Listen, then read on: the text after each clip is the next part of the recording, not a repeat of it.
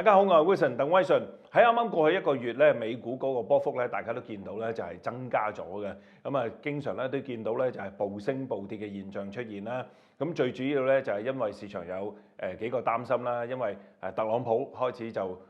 正式上任之後咧就開始做嘢啦，就施加關稅啦。咁大家咧覺得個施加關稅咧就會令到咧美國嗰個嘅經濟咧會走入衰退啦。咁甚至乎咧就係令到咧嗰個通脹咧就係會有一個嘅回升嘅。咁呢個咧就係即係市場嘅一個憂慮啦。再加上咧，另外一個咧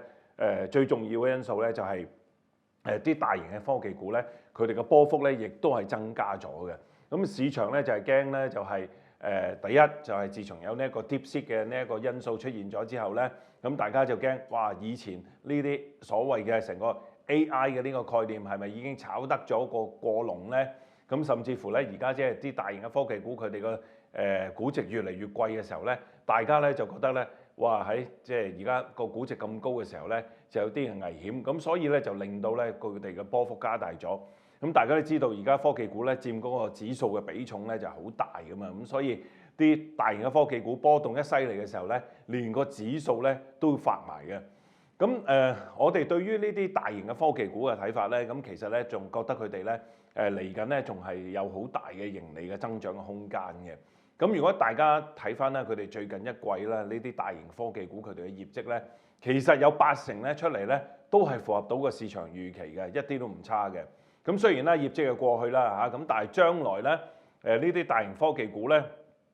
對於25啦、26年咧個盈利增長嘅睇法咧，佢哋嘅管理層咧仍然咧都係睇得咧比較好嘅嚇，預計咧20至26年咧個盈利增長咧係會介乎咧有成15咧至到19%嘅。咁所以咧以呢啲大型科技股呢啲咁大市值嘅公司嚇，仍然有成15至到19%嘅增長咧，真係一啲都唔錯嘅。咁所以咧個前景咧，如果盈利增長方面咧，其實咧呢啲科技公司咧仍然好大嘅增長空間嘅。咁另外一個市場嘅憂慮咧就係驚即係自從呢個 DeepSeek 呢個技術出現咗之後咧，因為 DeepSeek 好犀利㗎嘛嚇，一個新嘅一個嘅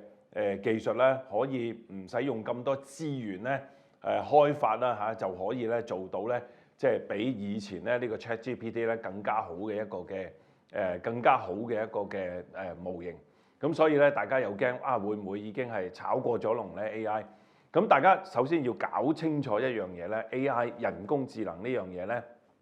並不咧就係完全等於咧就係呢個 ChatGPT 嘅。我哋對於 AI 咧個認知度咧提高咧就係主要就係因為呢2年咧出現咗 ChatGPT 啦。咁但係 ChatGPT 呢一個咧只係人工智能 AI 裡面咧其中一個嘅技術嚟嘅啫。其實 AI 咧仲有好大好廣嘅一個應用嘅場景嘅，喺各行各業咧都可以用得到嘅。即係譬如好似醫療啦、金融啦、甚至乎係網絡保安等等咧 ，AI 咧全部咧都可以應用落去呢一啲嘅行業嗰度嘅。咁而且咧開始咧，即係大家見到咧有一啲好傳統嘅行業咧，佢哋投資咗落去呢一個 AI 嗰度咧，係可以令到呢啲傳統行業咧，佢哋嗰個生產力提高嘅。呢啲傳統嘅行業，譬如好似即係飲食啦、工業啦等等呢啲咧，其實咧都而家咧就係大舉咧投資落去呢個 AI 嗰度，就係因為咧佢哋已經證明到咧就係 AI 可以將佢哋嘅生產力咧大大提高。咁所以咧ChatGPT 咧只係呢一個 AI 人工智能其中一種技術嚟嘅啫嚇，唔係完全等於呢個 ChatGPT 嘅。咁所以咧嚟緊咧 AI 嘅整個行業咧都繼續咧會有一個好大嘅增長空間嘅。咁所以咧我哋繼續咧對於呢啲即係大型嘅科技股或者係呢啲 AI 相關嘅呢一啲嘅公司咧，咁我哋仍然咧都係睇好嘅前景。咁大家揀嘅時候，咁當然啦要揀一啲咧就係公司佢哋有具創意嘅產品啦，甚至乎咧係有顛覆性嘅啦，即係將一啲傳統嘅模型啊或者傳統嘅行業咧可以將佢顛覆嘅，咁呢啲嘅科技公司咧就更加好啦。咁總體嚟講咧，我哋對於即係覺得 AI 嘅呢一個行業咧個投資期咧冇咁快咧就係完結嘅，呢個咧係會持續數年咧，以至係數十年咧一個大型嘅投資嘅即係一個嘅範疇嚟嘅。